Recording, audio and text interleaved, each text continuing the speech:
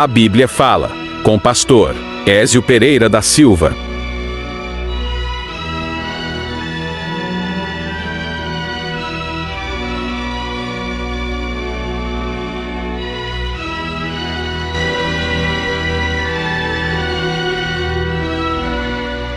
Sejam bem-vindos mais uma vez ao nosso podcast A Bíblia Fala.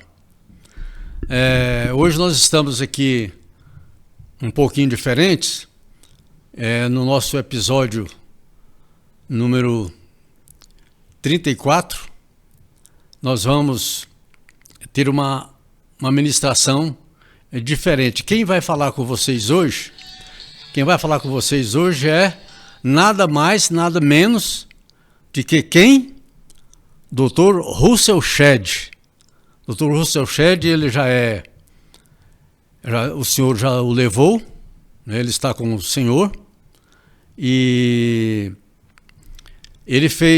nós fizemos uma conferência missionária na Igreja de Cristo de Taguatinga Sul, na época da Missão Macedônia, que nós estávamos trabalhando na Missão Macedônia, e fizemos uma conferência lá. Fizemos algumas conferências, e uma delas foi uma conferência chamada Lançai a Foice.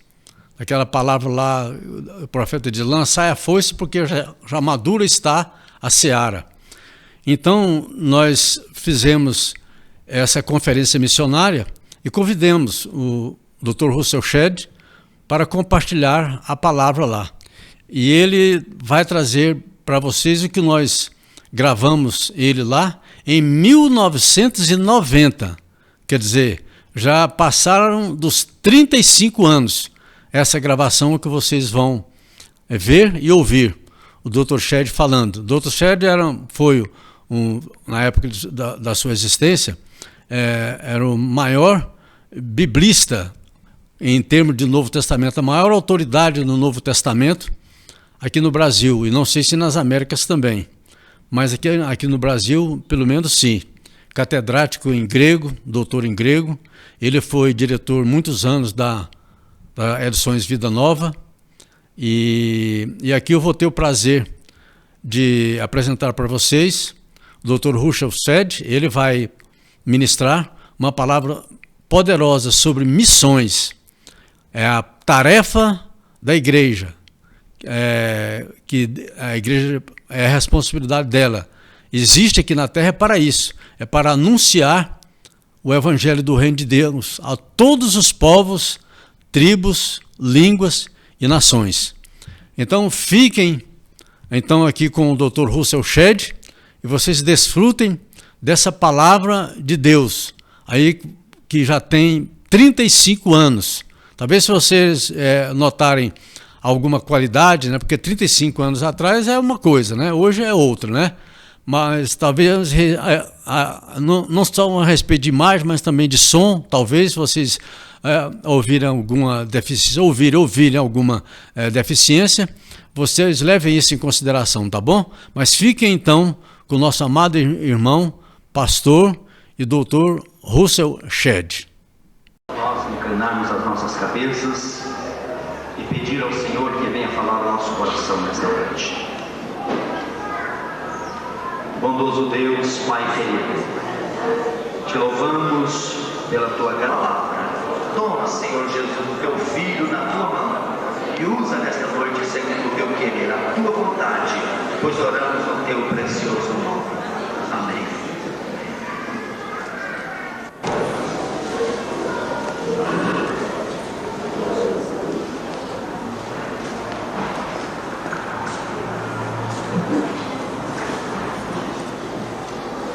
Que prazer estar com os irmãos aqui numa conferência missionária. Eu preciso admitir que estou aqui por causa de outras conferências missionárias. Eu não sei se foi já talvez 80 a 90 anos atrás, que dois jovens no Instituto Bíblico de Moody, na cidade de Chicago, ouviram preleções enfatizando a necessidade do mundo.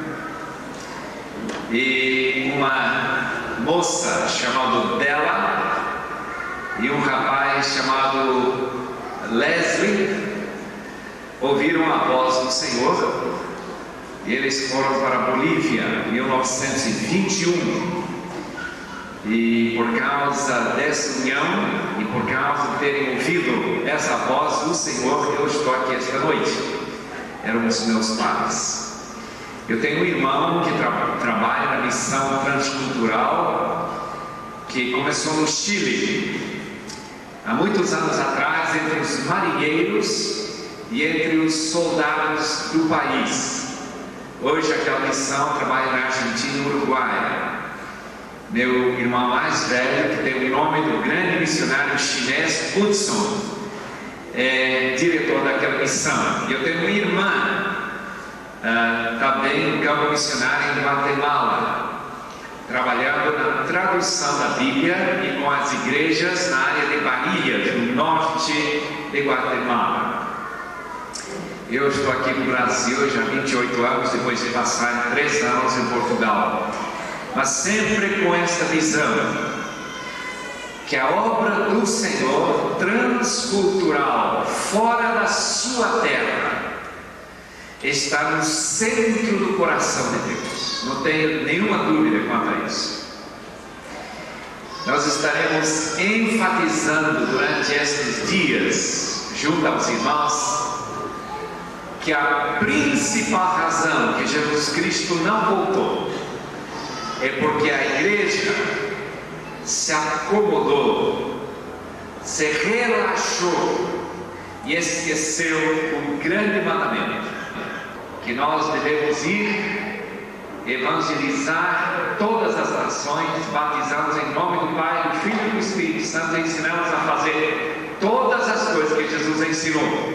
Em outras palavras, ensinar os novos convertidos a ser missionários, porque é isso que Jesus enviou e ensinou aos seus discípulos.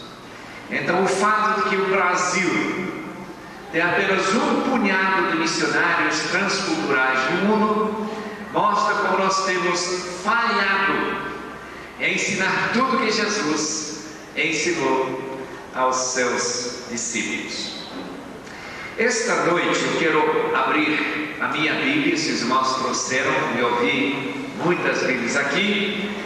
Eu quero ler um texto-chave a respeito de missões em Lucas capítulo 11. O médico que acompanhou como missionário o apóstolo Paulo escreve muito sobre missões. Eu não sei que passagem seria mais significativa, pelo menos no Evangelho que tem o seu nome, do que esse capítulo 11, versículos 1 até 13. Lucas 11, 1 a 13. De uma feita estava Jesus orando em certo lugar. Quando terminou, um dos seus discípulos lhe pediu: Senhor, ensina-nos a orar, como também João ensinou aos seus discípulos. Então ele os ensinou: quando orardes, dizei: Pai, santificado seja o teu nome, venha o teu reino, pão nosso cotidiano dá-nos de dia em dia, perdoa-nos os nossos pecados, pois também nós perdoamos a todo que nos deve, e não nos deixes cair em tentação. Disse-lhes ainda Jesus: qual entre vós tem um amigo, e este for procurá-lo à meia-noite, e ele disser: amigo, empreste-me 3 pães.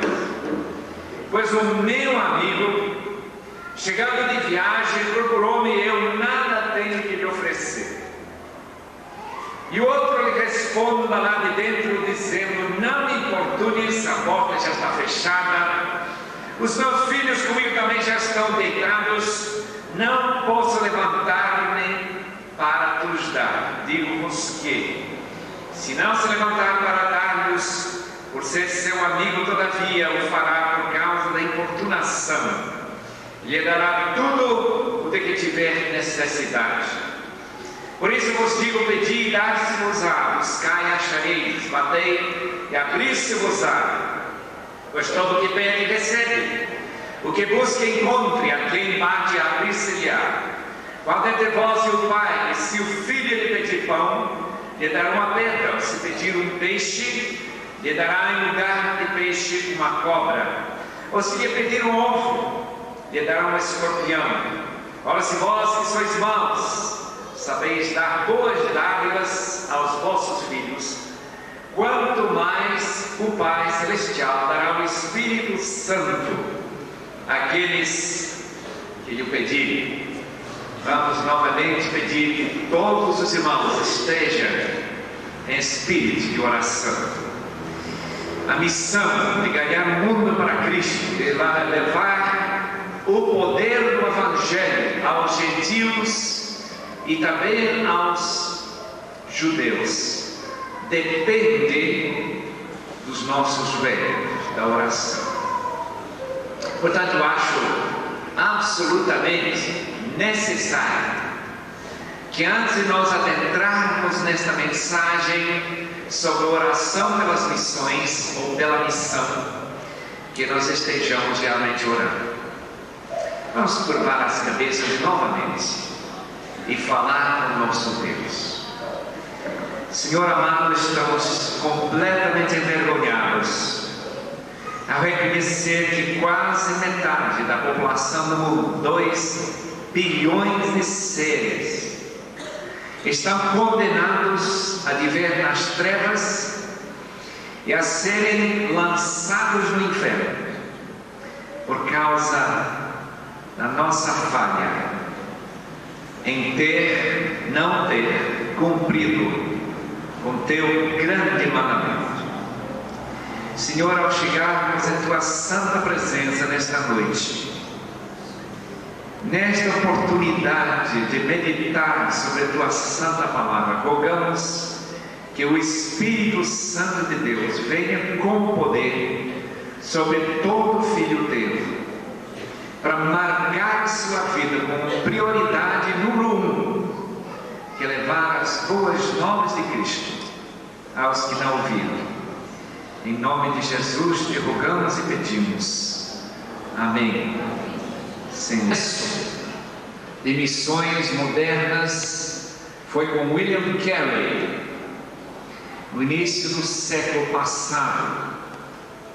Sapateiro de profissão, mas homem de oração pela vocação. Aquele sapateiro colocava um mapa do mundo diante de sua mesinha onde ele trabalhava, e ali ele clamava a Deus pela Índia e pelo mundo. E Deus, em resposta às suas orações, começou o movimento que nos reúne aqui esta noite. Porque durante 18 séculos, missões transculturais ficaram trancadas na mente de Deus e não como missão da igreja. A razão disso é justamente o que foi falado para William Carey. Se Deus quer levar os indianos ao conhecimento de Cristo, Ele, sendo soberano, conseguirá fazer sem tua ajuda e sem a nossa. E assim eles voltaram a roncar espiritualmente, dormindo diante do grande desafio de missões. Amados, nós estamos aqui por causa da oração. E se a Igreja de Cristo, que tem então um belo propósito de levar as boas novas a grandes regiões do mundo que nunca ouviram, quase 1.600 povos, etnias, grupos, línguas, nações, tribos que não têm ouvido, isso acontecerá somente se esta conclamação deste congresso seja ouvido e aceita o desafio de orar como nunca oraram antes.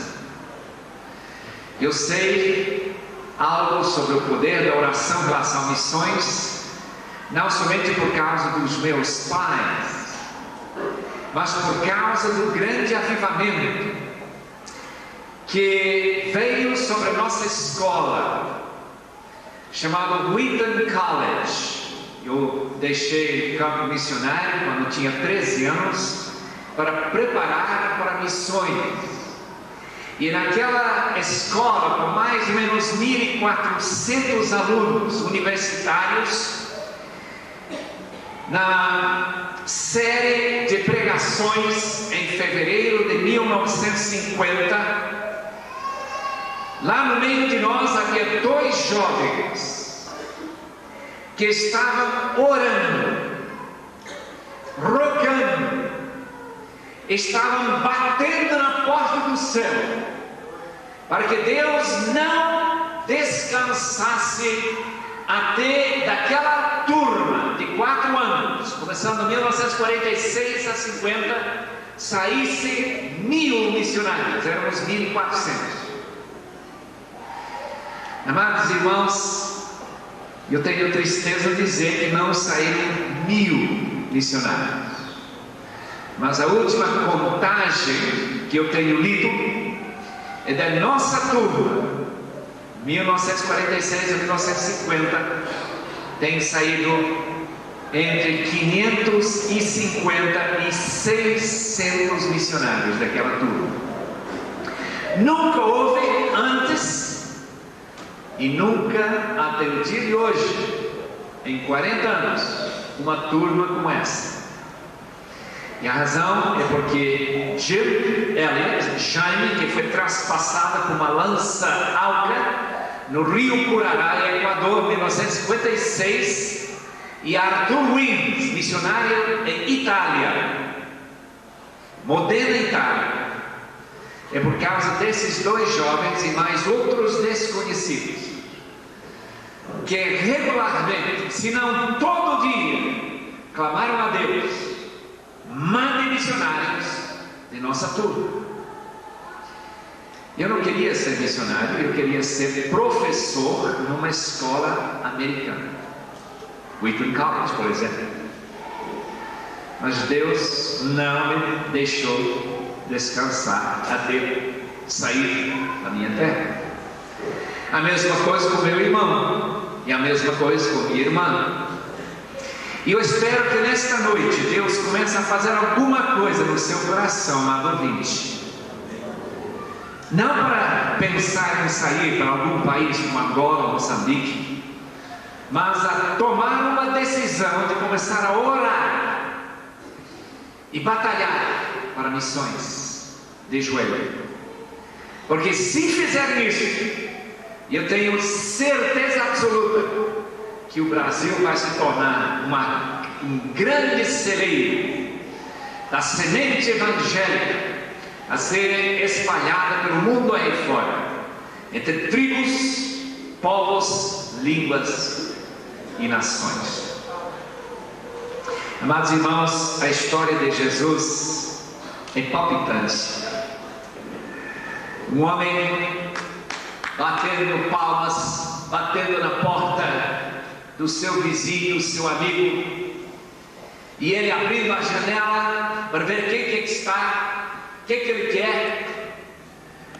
Ele fica bastante chateado a descobrir que seu vizinho que está acordando o seu filho à meia-noite. Qual é o problema? O problema é geladeira vazia, caixa de pão sem pão,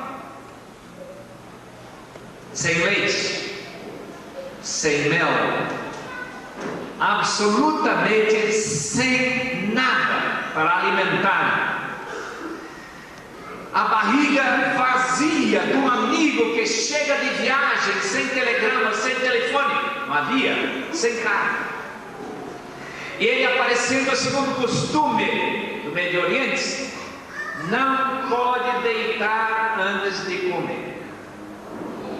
É meia-noite, não é hora para buscar na padaria algo para comer. Então este Senhor faz a única coisa que ele pode fazer. Ele vai lá ao vizinho e começa a clamar, pedindo que ele venha trazer para ele pelo menos 3 pãozinhos, suficiente para matar a fome. Amados irmãos, por que Jesus contou essa história em relação a missões? Eu vou explicar isso da melhor maneira que eu puder.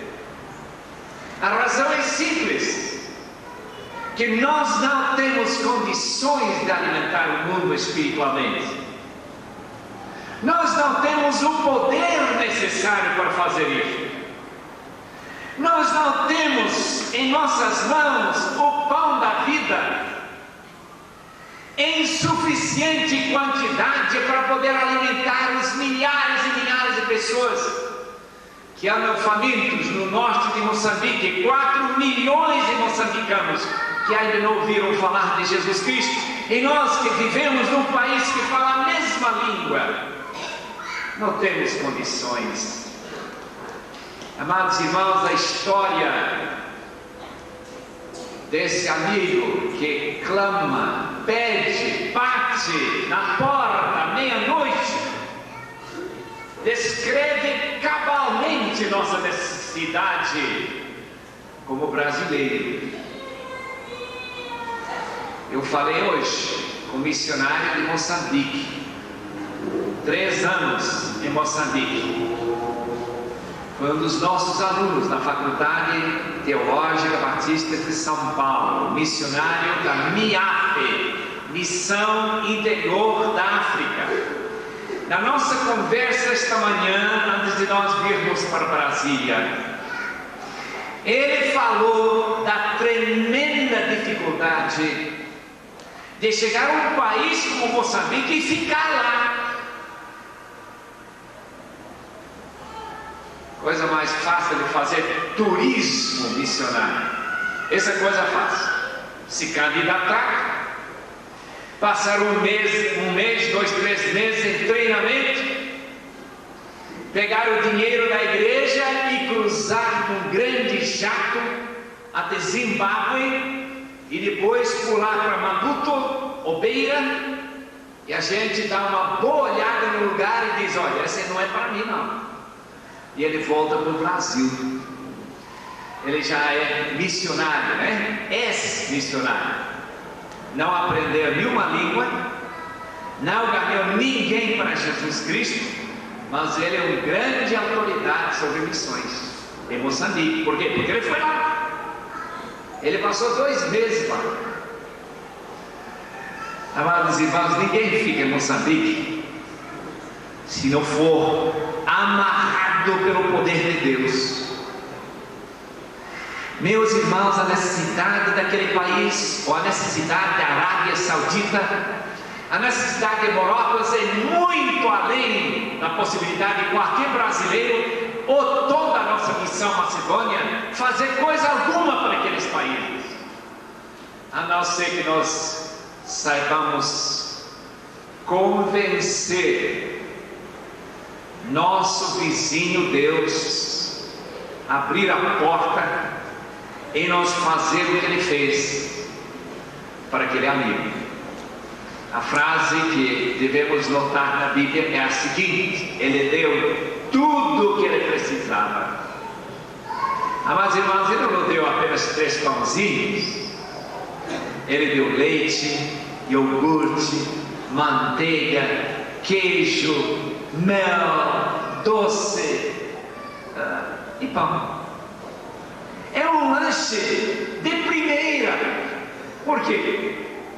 Porque alguém convenceu aquele vizinho a mudar de atitude. Amados irmãos, é isso que oração faz. Oração é convencer até o ponto humano, antropologicamente falando, até o ponto que nós humanos podemos mudar a atitude de Deus para com missões. Os irmãos sabem que Deus não faz nada a nossa resposta à oração. Se nós não orarmos, a missão não se cumprirá. Se Deus não ouvir sua igreja aclamar, a realmente orar, podemos ter certeza que esta conferência missionária será em vão. Por que isso? Por que esse vizinho não quer dar nada até o hóspede, o hospedeiro, o anfitrião venha convencê-lo que ele deveria dar pelo menos 3 pães? Eu sei que os irmãos têm na sua Bíblia uma palavra muito rara. Eu nunca escuto brasileiro usando esta palavra: importunação. A palavra importuno está relacionada com a palavra oportuno. Importuno é não oportuno. Oportuno é oportuno. É bora. Ele foi embora. Ele foi embora em boa hora. Mas qual é a boa hora para missões? Quando é a hora que não é importuno, mas oportuno fazer missões? Esta é a pergunta, e este é o argumento que este anfitrião que recebe o faminto, que para mim representa uma tribo no interior de Amazonas, que até hoje, depois de 150 anos do Evangelho ser pregado no Brasil, nunca ouviu o nome de Cristo. Eu pergunto, quando seria oportuno para essa tribo ouvir a palavra de Deus?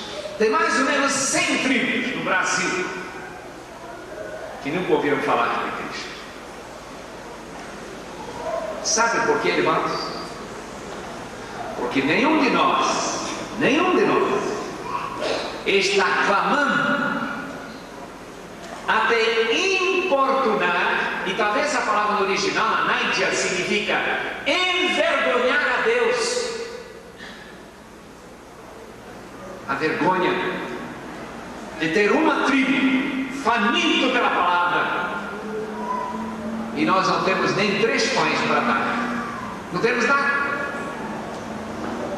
Somos como aqueles 5.000 homens, não contando mulheres e crianças. 3 dias ouvindo a palavra de Jesus, vendo seus milagres, mas não temos nada para comer. E Jesus falando para os seus discípulos: dá-lhes alguma coisa para comer. Mas os discípulos dizem: não temos nada. Nós também não trouxemos nada. Aquilo que nós trouxemos já comemos.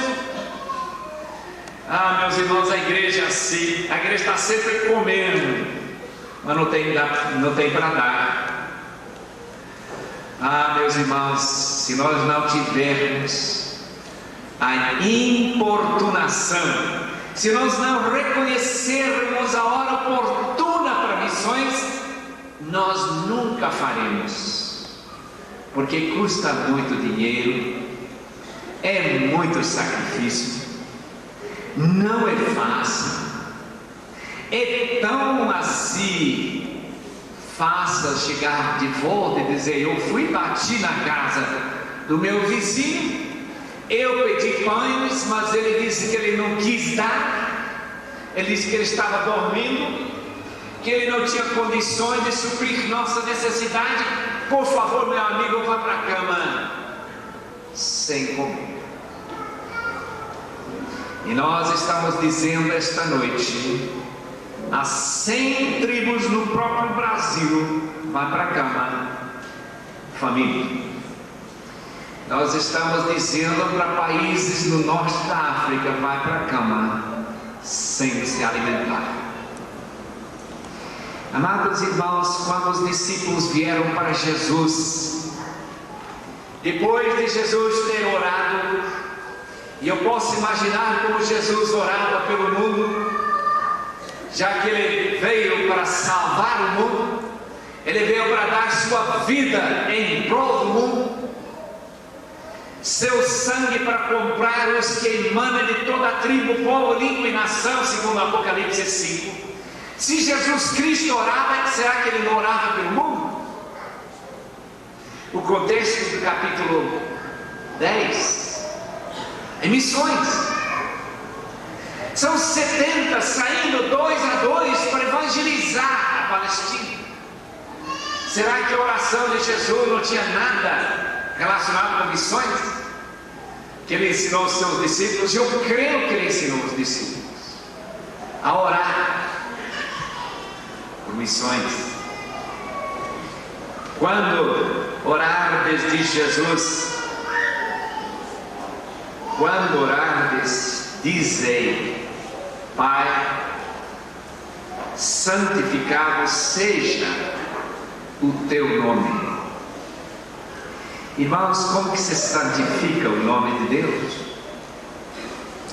Como que o Deus único, Criador dos céus e da terra, o único Deus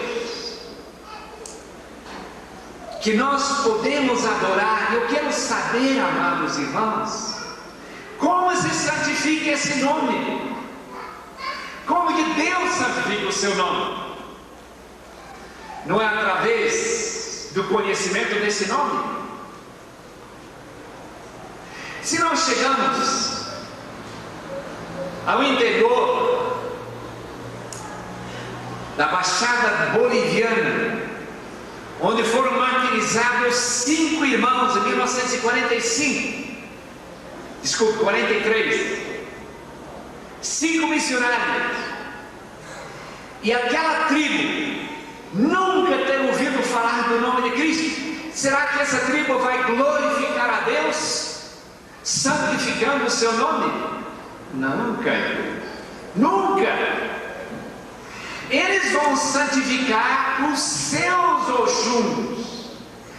Essas tribos africanas vão santificar o nome do seu Deus, qualquer que seja o Exu que eles adoram, que todos nós sabemos são demônios.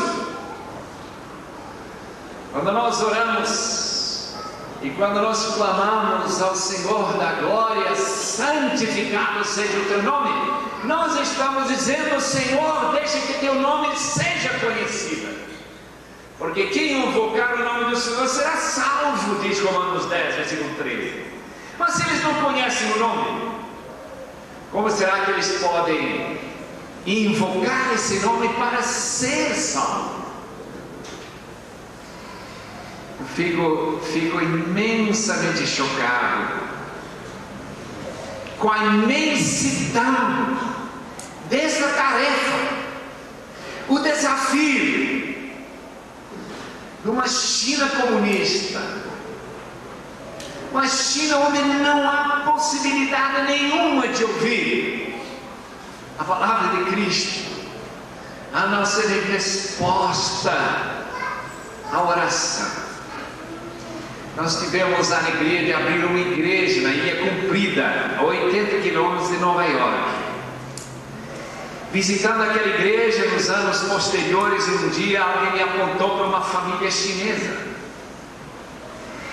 E eles quiseram que eu entendesse que aquela família se converteu em Beijing, porque tinha a responsabilidade de bloquear os programas de rádio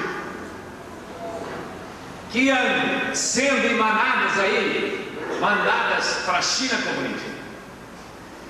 E enquanto ele tentava bloquear todas as ondas, ele teve que ouvir.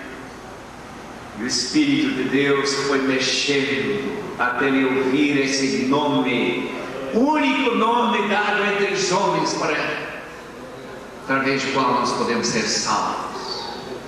E pela graça de Deus, ele e sua família, aceitando esse maravilhoso evangelho, conseguiram fugir da China comunista através de Hong Kong e pararam na igreja que nós começamos em Port Jefferson, na Ilha Comprida, perto de Nova York.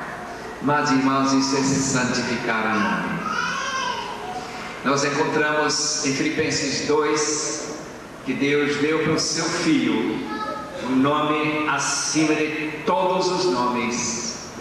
A santificação desse nome ocorreu quando Deus levantou seu Filho Jesus dentre os mortos e lhe deu o direito de ser adorado. A responsabilidade mundial agora é de conhecer esse nome. Jesus é curioso, Senhor. Irmãos, que vergonha que depois de orarmos esta oração durante 2000 anos, a igreja não tomou os cuidados a realmente pedir que Deus santificasse o seu nome entre todos os povos, línguas e nações. Tanto que, mesmo aqui no Brasil, um país chamado cristão, 90 a 95% se diz católico. Creio que não é mesmo, mas diz. A pergunta que eu faço: será que neste país o nome de Deus é santificado? A santificação no nome de Deus é feita pelos filhos de Deus, que levam o nome do Pai. A santificação do nome de Deus é do Filho, que pela sua atuação, pela sua maneira de falar, pela sua maneira de gastar dinheiro, pela sua busca santidade, ele coloca o nome do seu Pai à parte de todos os outros deuses falsos neste mundo. Meus irmãos, como precisamos orar para que o nome de Deus seja santificado e não profanado nesse país, neste Distrito Federal, neste governo Collor, que dentro do Congresso, dentro do Planalto, que o nome de Jesus Cristo seja honrado, para que do Brasil Deus possa mandar pão que desce do céu e alimentar os milhões e milhões de famílias espalhados na terra. Em segundo lugar, Jesus ensinou aos seus discípulos que eles deveriam rogar a Deus a vinda do reino. Venha o teu reino. Os irmãos entendem muito bem o que significa isso. Quando João Batista começou a pregar, quando Jesus apareceu, a primeira coisa que ele disse: que o reino está chegando, o reino está perto. Amados irmãos, onde está esse reino? Lucas 17, 21 diz: o reino está em vós. Esta noite nós cantamos vários cânticos sobre o reino e sobre o rei. A minha pergunta é esta: se o reino está em nós, se o reinado soberano de Deus está em nós, qual é a manifestação desse reino? Qual é a sua marca? Qual é o seu sinal? Amados irmãos, em primeiro lugar, certamente o reino de Deus em nós cumprirmos a vontade do rei. O reino quer dizer que tem um rei que está com vontade marcada e assinalada e mandada. Nos tempos antigos, se o rei, como Nabucodonosor, não fosse obedecido, o poder do seu reino era tirar a cabeça ou jogar 3 jovens dentro de uma fornalha, esquentados 7 vezes mais do que normal. Não havia piedade para quem não obedecia o seu rei. Quando nós rogamos que o reino venha, estamos simplesmente rogando que a vontade do rei seja feita. E se não for feita essa vontade, que haja uma manifestação do seu poder contrário.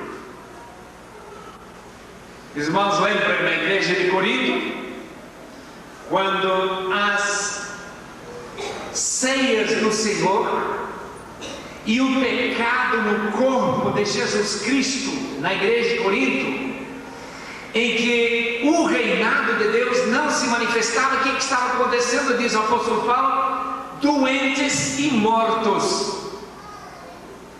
O cemitério de Corinto começa a se encher com crentes. Por quê? Porque o reino vindo é para ser obedecido. Quando o rei manda, nós não temos uma opção. Vamos ver se vale a pena fazer o que o rei manda. Vamos ver se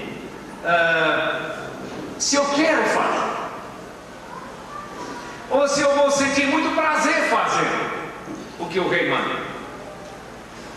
Eu sei que os meus amados ouvintes esta noite sabem muito bem que a vinda do reino, tanto no Antigo Testamento como no Novo Testamento, não é somente maravilhas, milênio, trono de Jesus Cristo, mas também é julgamento, sofrimento, dia terrível de trevas.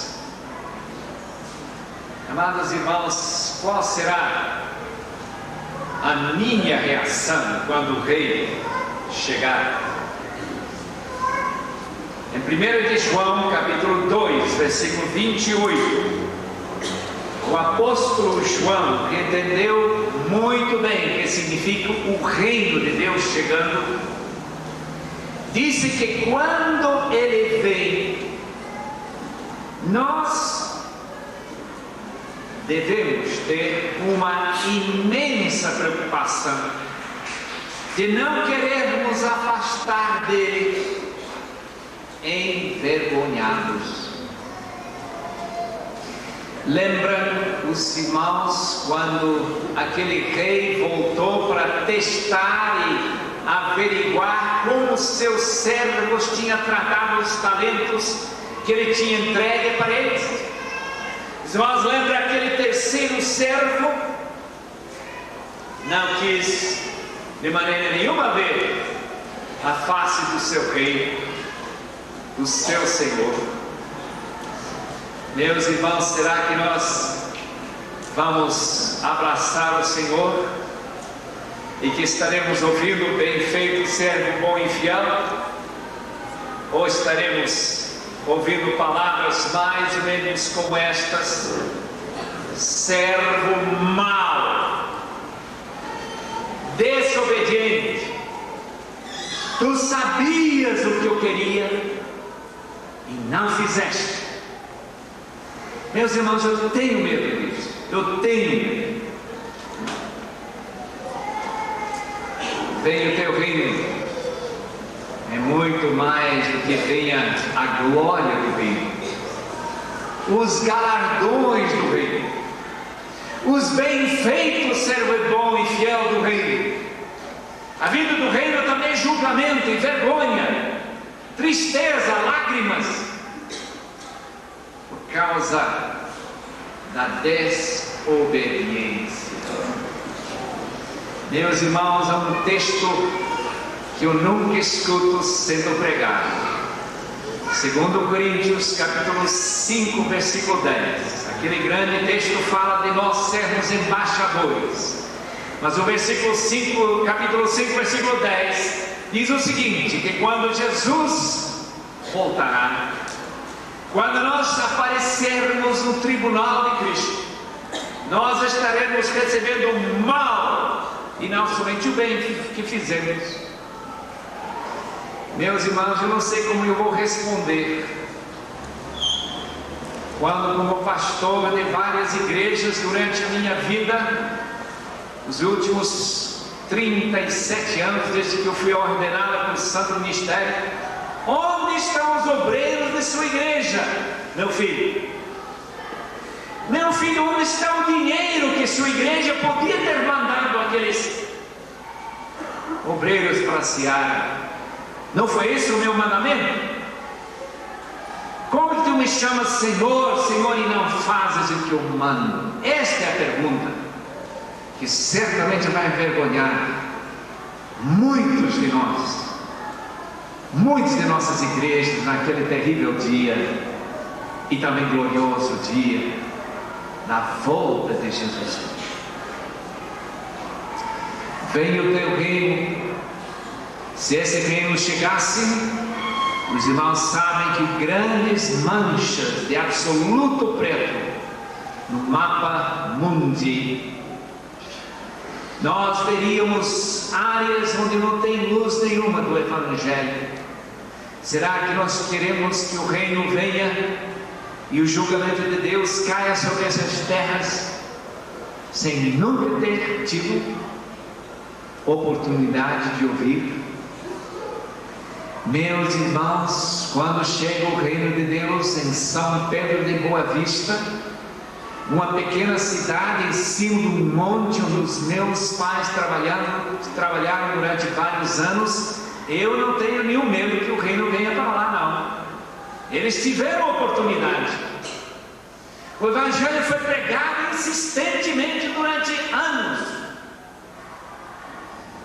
Mas a minha pergunta não é para São Pedro de Boa Vista. A minha pergunta é para muitas cidades espanholas, portuguesas, onde não tem nem igreja, nem crente conhecido. Cidades francesas, pelas milhares, pequenas e grandes, que não tem nenhuma igreja evangélica, nenhuma livraria que espalha as boas novas, nenhum colportor vendendo, nenhum crente espalhando as boas novas, nenhuma rádio evangélica, nada, só escuridão. Se o reino vier, irmãos, os jovens daquelas cidades não teria nenhuma desculpa apontando para nós que eles nunca tiveram a oportunidade de ouvir. Terceiro pedido, Jesus disse: o pão nosso, talvez é o pão de amanhã. No original, a palavra cotidiano é uma palavra desconhecida no grego, aparece pela primeira vez em nossas Bíblias gregas. Nunca foi encontrada essa palavra em qualquer documento mais velho que a Bíblia, de maneira que nós não sabemos realmente o que significa essa palavra. A tradução tradicional é cotidiano, o pão nosso de todo dia dá-nos hoje. Mas os estudiosos estão dando outra interpretação mais recente e talvez mais provável, que essa palavra significa o pão de amanhã dá-nos hoje. Os irmãos lembram que Jesus ensinou que ele era o pão que desceu do céu, o maná, que não foi Moisés que deu, mas meu Pai que deu. Os irmãos lembram que na sexta-feira os israelitas saíram para pegar o pão de amanhã, no sábado, e eles colocaram esse pão cuidadosamente protegido para o dia seguinte. O pão de amanhã dá-nos hoje. Meus irmãos, o sábado cristão é a segunda vinda. Tal como nós oramos para a santificação do nome de Deus, quando todo o joelho, céu, terra e debaixo da terra, vai se dobrar diante de Deus, também chegará o dia em que Jesus voltará. E nós não precisamos mais pregar, nem trabalhar no pão que não perece, diz João, capítulo 6, versículo 27. Trabalhar pelo pão que não perece. Hoje nós temos que trabalhar bastante para levar esse pão para o Brasil, para o exterior, para tantas tribos, povos, línguas e nações. Para isso precisamos de energia. Pão é para energia, irmãos. Se nós como filhos, chegam ao pai e dizem: "Ô pai, eu estou com fome, e eu estou tremendo de fraqueza." Que pai não vai dar pão para o seu filho? Se ele pedir um ovo, será que o pai não vai dar ovo para ele? Vai dar uma serpente? Nunca. Quando nós, portanto, rogamos para o pão do céu, esse pão que dá energia para a sua igreja, meus irmãos, a missão avança rapidamente. Um dos países mais desafiantes do mundo é a Indonésia. A Indonésia tem uma ilha só que tem 400 diferentes línguas e dialetos. Uma ilha, não o país todo, não. Você já pode perceber qual é o grande desafio em Indonésia. Mas também em Indonésia tem um irmão chamado Chris Marantika. Eu tenho tido o privilégio de apertar a mão daquele irmão. Sabe qual é o seu grande desejo do seu coração? Qual é a carga de sua oração? Uma igreja evangélica cristã em todas as cidades da Indonésia até o fim deste século. E para esse fim, ele tem uma escola, um seminário, em que cada aluno, antes de formar-se, tem que abrir uma igreja nova. Já estão ultrapassando as 500 igrejas fundadas por essa escola bíblica perto de Jakarta, na Indonésia. Amados irmãos, pão do céu, pão do céu. Imagina o que essa multidão aqui esta noite podia fazer se estiver cheio de pão do céu. Que energia, que potencial, que desejo de dar sacrificialmente para que o trabalho missionário possa avançar. Quando nós jogamos pelo pão, não é porque Deus nos manda pedir para nós não passar fome amanhã. Meus irmãos, Deus promete em capítulo 6 de Mateus, onde está essa mesma oração, que os passarinhos não faltam. Vocês são muito mais preciosos. Não precisa faltar, não. Esse pão do céu, é energia espiritual, é potencial de alimentar os famintos com o poder do Evangelho de Jesus Cristo. Em quarto lugar, Jesus ensinou seus discípulos a orar: perdoa os nossos pecados. Meus irmãos, eu ouvi esse pedido mais de qualquer outro no pão da oração Pai Nosso. Todo domingo quase alguém diz: Senhor, perdoa os nossos pecados, mas ninguém fala que pecado que Deus queremos que Deus perdoe. Eu acho isso um grande erro. Eu acho que isso ajuda nós a pecar mais. Quando nós falamos de pecado sem nome, é como aquele sorvete do rio sem nome. Ninguém sabe que sabor tem. Quando nós pedimos perdão, estamos pedindo o mesmo perdão. Nós temos que dar um rótulo ao pecado que nós queremos que Deus perdoe, para que nós possamos arrepender-nos. Senão, não há arrependimento. Os irmãos têm visto nas estradas brasileiras uma placa enorme que diz 80 km ou não. Eu vi muitas vezes em todo esse país. Eu pergunto: quantos motoristas tomam a sério aquela placa, aquele mandato do governo brasileiro a todo motorista do país a não ultrapassar 80 km por hora, a não ser em uma meia dúzia de estradas duplas que dá para andar 100 km por hora, ou 120. Meus irmãos, nós nunca temos vergonha de ultrapassar os 80, porque não há nenhuma eficaz execução daquele pecado. Para nós não é pecado, é simplesmente uma sugestão. Se você quiser andar 80, ande 80, se quiser andar mais, pode. E assim ocorre com o nosso grande pecado. Nós não pedimos perdão de não ter evangelizado o mundo como Jesus nos mandou. Esse é o grande pecado da igreja.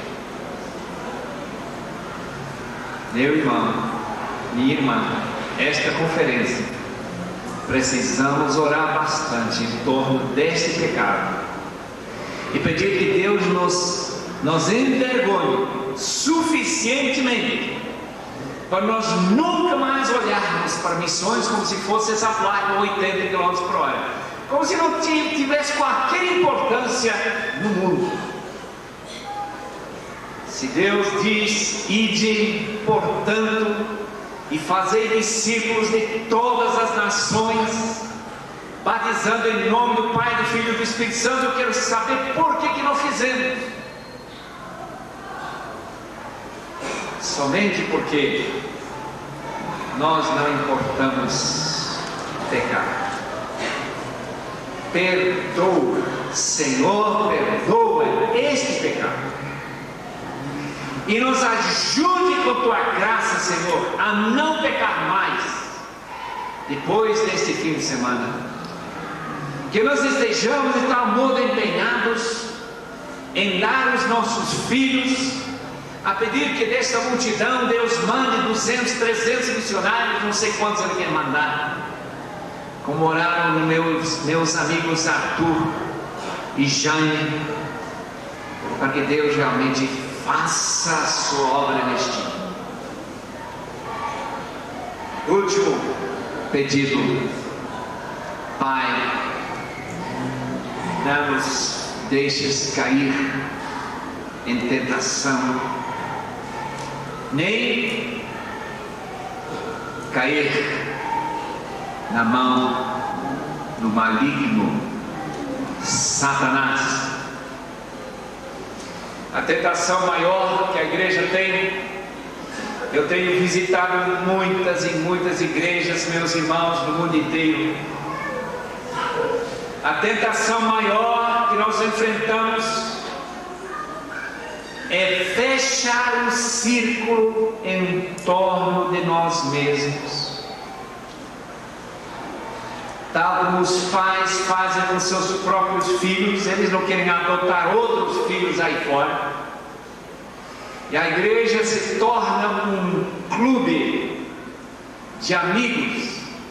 Essa é a grande tentação da igreja. Às vezes chama de igreja fortaleza, em vez de igreja exército. Nosso general é Cristo.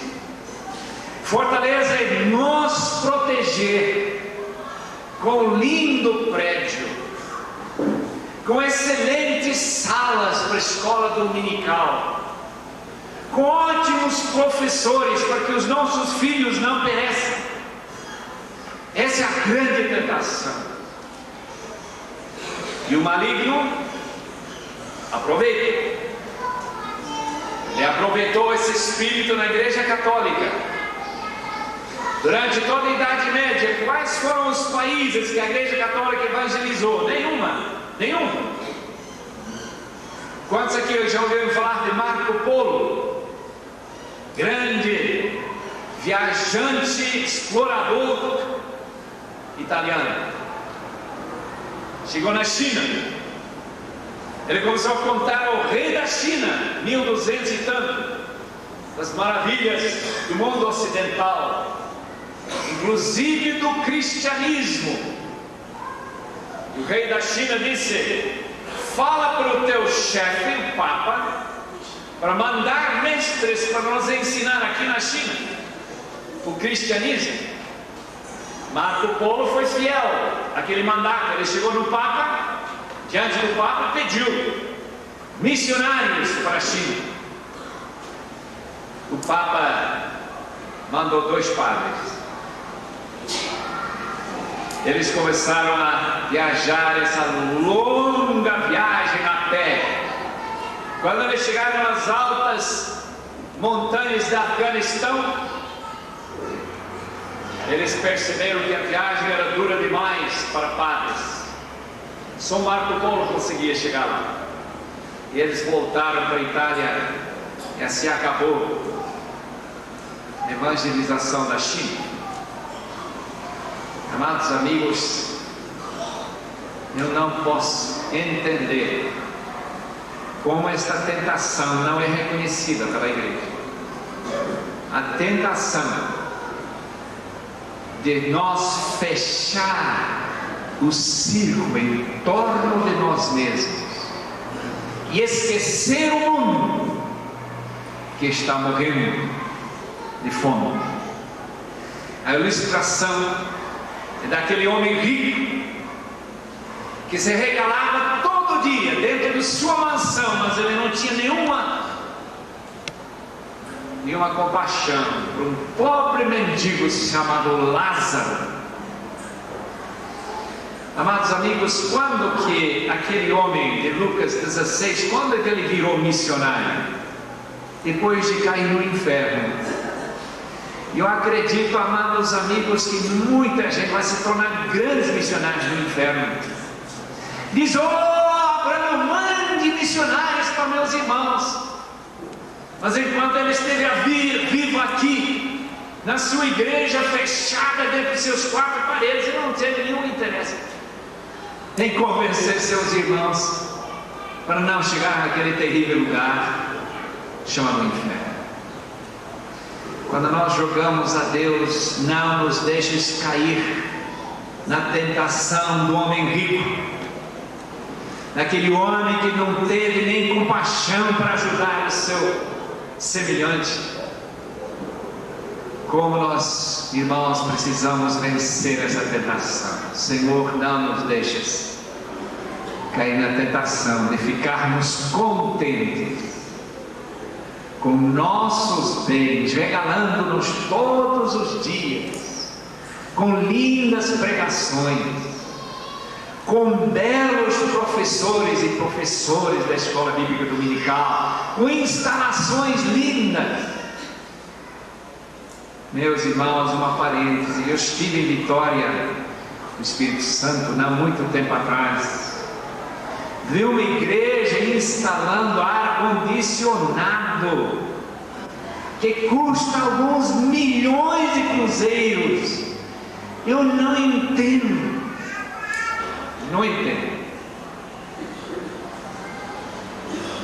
Quanto a jovens querendo ir, mas não tenho dinheiro nem para comprar passagem para servir.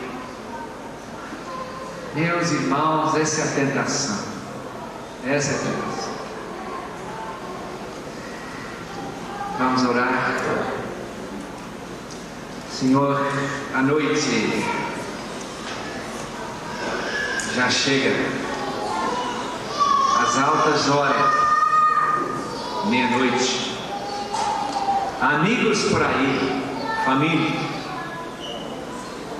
Oh Deus, se Tu não mandas o Teu reino, se Tu não nos convences do grande mandamento que Tu deixaste para os Teus discípulos e Tua igreja, se Tu, Senhor, não convencer que é uma energia que nós podemos receber de Ti, Senhor, para fazer esse maravilhoso trabalho, levar a palavra. Oh Deus, se Teu nome não for santificado no mundo inteiro, como que nós levantaremos nossas faces naquele dia em que compareceremos diante do tribunal de Cristo? Oh Deus, tenha misericórdia de nós.